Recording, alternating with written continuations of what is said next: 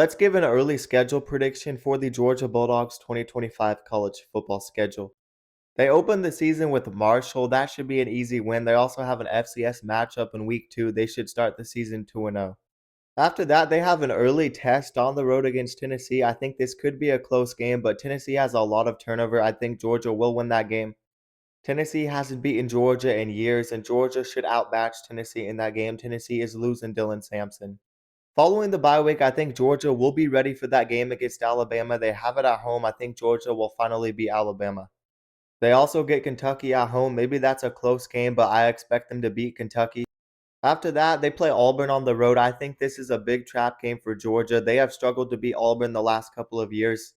Georgia snuck by Auburn the last 2 years, but they have to play at Auburn, and I think Auburn's going to be a solid team next year. I think Georgia will get upset in that game. But I don't see them losing back-to-back games. I think they bounce back and beat Ole Miss at home, and it might not be close.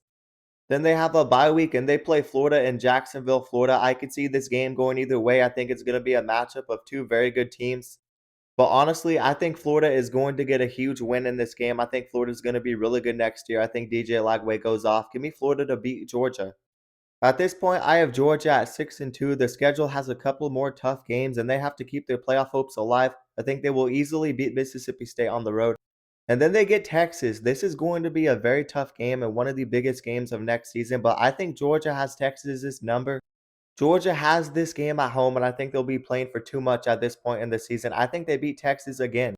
And then I think they also beat Charlotte and get a tough road win at Georgia Tech to end the season. But there you have it. I have Georgia going 10-2 once again, and I think they will make the playoffs.